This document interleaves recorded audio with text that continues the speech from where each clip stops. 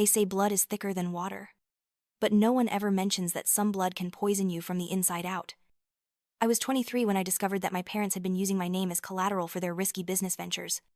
And 28, when I finally understood that the most expensive lesson in life isn't always the one you pay for willingly. This is the story of how I learned to choose my own family. One that wouldn't sell my future for their present comfort. 5 years ago, I walked into my parents' luxurious home office in suburban Phoenix, Arizona, with what I thought was exciting news about my college graduation plans. Instead, I walked into a nightmare that would reshape every relationship I thought I understood. The mahogany desk where my father, Rick, conducted his real estate business was covered with documents I didn't recognize. And my mother, Sharon, was pacing nervously by the floor-to-ceiling windows that overlooked their perfectly manicured lawn. "We need to talk," my father said without looking up from the papers. His voice carried that cold, authoritative tone I remembered from childhood, the one that meant questioning wasn't welcome. My mother forced a smile that didn't reach her eyes, and I felt my stomach drop before I even knew why. What I learned in that room changed everything. They had used my name, my social security number, and my credit to co-sign a massive business loan without my knowledge or consent. Worse, they had embezzled funds from their business partner, using me as an unwitting accomplice. The documents spread across that desk weren't just contracts. They were evidence of fraud that could destroy my future before it even began. "You used me as a pawn," I said, my voice shaking as the magnitude of their betrayal sank in. "If this goes wrong, my entire future is ruined." My father's response was swift and cold. "That's the price of living under this roof." "Did you think everything was free?" My mother, ever the manipulator, tried to soften the blow with false sweetness. "Sweetheart, we're family. Family helps each other. Don't make this more complicated than it needs to be." But it was already complicated. They had made it complicated the moment they decided my trust was worth less than their financial gain. When I threatened to tell their business partner the truth, my father's mask of civility finally slipped completely. The slap across my face echoed in that expensive office like a gunshot, and the words that followed cut deeper than any physical blow ever could. "You're no longer my daughter. Get out of this house and never come back." He threw a handful of cash at my feet like I was a beggar on the street. "This is all you'll ever get from us. Now go learn to live on your own." I left that house with nothing but my old Honda Civic, a wounded pride, and $800 in crumpled bills. The girl who had walked into that office believing in family loyalty walked out, understanding that love should never come with conditions that compromise your integrity. The first year was brutal. I rented a studio apartment in a rough neighborhood in Tempe, working 3 jobs just to make ends meet. During the day, I waited tables at a diner near Arizona State University. Evenings, I cleaned office buildings downtown. Weekends, I started refinishing furniture I found at garage sales and flea markets, selling the pieces online for small profits. It wasn't glamorous, but it was honest work, and every dollar I earned belonged to me alone. That's where I met Ben. He was a contractor who had been hired to renovate the diner where I worked. And he noticed the small wooden jewelry box I'd restored and brought to work. It was nothing special, just an old cedar box I'd found at a yard sale. But I'd spent hours sanding it down and applying a hand-rubbed finish that brought out the natural grain of the wood. "You did this yourself?" he asked during his lunch break, running his calloused fingers over the smooth surface. "This is incredible craftsmanship." Ben became my first real customer, commissioning me to restore an antique rocking chair that had belonged to his grandmother. That single project led to others. And slowly, word spread about the girl who could take broken furniture and make it beautiful again. It felt symbolic somehow, learning to repair things that others had discarded or broken. Over the next 2 years, Ben and I grew closer. He helped me move to a better apartment, one with a small garage where I could set up a proper workshop. He taught me about different types of wood and finishing techniques. And I taught him that patience and attention to detail could transform something worthless into something precious. We fell in love the way furniture gets restored, slowly and carefully, with attention to every detail. By my 26th birthday, my refinishing business had grown into something real. I had a website, regular customers, and enough income to rent a small warehouse space in Scottsdale. Ben and I found a rundown house in an older neighborhood, and we spent weekends transforming it into something beautiful. We painted walls, refinished hardwood floors, and created a life together that felt solid and real in ways my childhood home never had. The house became my showroom as well as our home. Customers would come to see examples of my work displayed throughout the rooms, and many would end up commissioning pieces after seeing how restored furniture could bring warmth and character to a space. I specialized in pieces that others might consider beyond saving, furniture that had been damaged or neglected but still had good bones underneath the wear. Then, on a Tuesday morning in March, 5 years after I'd been thrown out like garbage, my phone rang with a number I hadn't seen in years. My mother's voice was sickeningly sweet, dripping with the false warmth I remembered from my childhood. "Brittany, sweetheart, I know it's been too long," she began, and I could practically hear her forcing tears into her voice. "I'm calling because we're in trouble. Honey, the business failed. Your father had a heart attack, and we're about to lose the house. We don't have anyone else to turn to." Every word was calculated, designed to pull at heartstrings I thought I'd severed years ago. She painted a picture of desperate parents who had learned from their mistakes, who were sorry for what had happened, and who just needed a temporary place to stay while they got back on their feet. We were wrong, baby girl. We know that now. But we're family, and family is all we really have in this world. Could we maybe stay with you for just a few months, just until we figure things out?" Against my better judgment, against every instinct that screamed danger, I felt something soften inside me. Maybe people could change. Maybe the years had taught them something about the value of relationships over money. Maybe I was being given a chance to be the bigger person, to show mercy to people who had shown me none. When I told Ben about the call that evening, his reaction was immediate and firm. "Be careful, Brittany.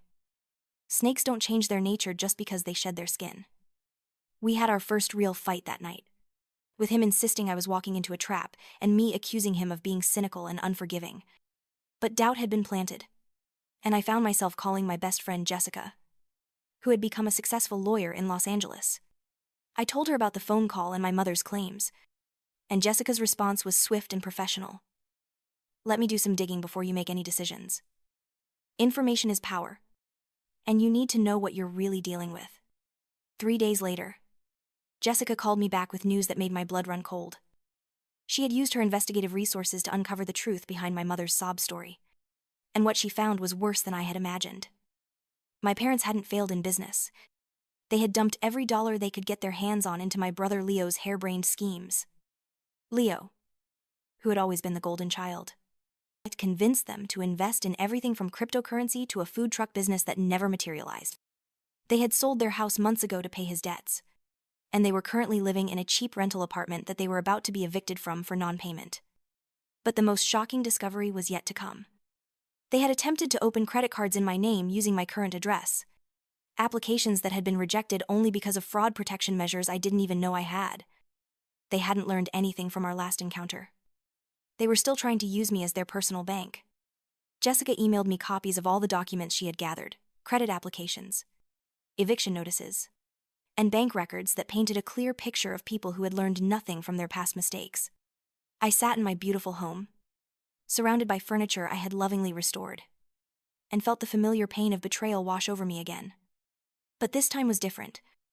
This time, I wasn't a naive 23-year-old who still believed in fairy tales about family loyalty. This time, I had tools, resources, and most importantly, I had learned to value myself enough to protect what I had built. I decided to give them exactly what they had given me 5 years ago, a harsh lesson in consequences. I called my mother back and told her that Ben and I would be happy to help, and I invited them to come to dinner on Sunday to discuss the details of their stay. Sunday arrived with the kind of perfect Arizona sunshine that makes everything look deceptively beautiful. My mother, father, and Leo pulled up in a rented BMW that probably cost more than their monthly rent, a pathetic attempt to maintain their facade of success. I watched from my window as they stood on my front porch, taking in the renovated 1,962nd ranch house that Ben and I had transformed into something special. During dinner, their true nature began to emerge, like ink spreading through water. Leo, now 26 and still living off our parents' diminishing resources, started making suggestions about my investment opportunities. "You know, Brittany, you're sitting on a gold mine here," he said. gesturing around the dining room where several of my restored pieces were displayed. Property values in this neighborhood have skyrocketed. You could sell this place, take the profit, and we could all invest in something bigger together. Family business. You know? My father nodded enthusiastically, his alleged heart problems apparently not affecting his appetite for scheming. That's smart thinking. After all, this is family property in a way. You wouldn't have the foundation to succeed without what we gave you growing up. I smiled and excused myself to get dessert, returning with Jessica's folder of documents instead of pie. The moment I placed those papers on the table, the temperature in the room seemed to drop 20 degrees. Foundation? I asked quietly, my voice steady despite the rage building inside me. Is this the foundation you're talking about? Leo's gambling debts? Credit card applications in my name? Eviction notices? The color drained from all three of their faces as they realized their carefully constructed lies had crumbled. My mother immediately switched tactics, bursting into theatrical tears and babbling about how they were desperate, how they never meant to hurt me, how family should forgive and forget. My father tried a different approach, slamming his hand on my dining room table and demanding to know how I dared to investigate my own family. You have no right to spy on us. We're your parents. But it was Leo who made the biggest mistake, seeing the evidence of their deception laid bare. He lunged forward to grab the documents, as if destroying them would somehow undo the truth. Ben, who had been silently supporting me from across the room, stepped forward and firmly blocked Leo's path. Don't touch her, Ben said quietly. But his voice carried the kind of authority that made Leo step back immediately. I stood up slowly, feeling calmer than I had in years. The scared 23-year-old girl who had been thrown out of their house was gone, replaced by a woman who had learned to value herself and protect what she had built. 5 years ago, Dad, you threw money in my face and told me to get out. I picked up every one of those crumpled bills and used them to build this life. None of this is family property. It's mine. I earned it. I built it. And I protected it from people like you. Now I want all three of you to leave my house. Immediately.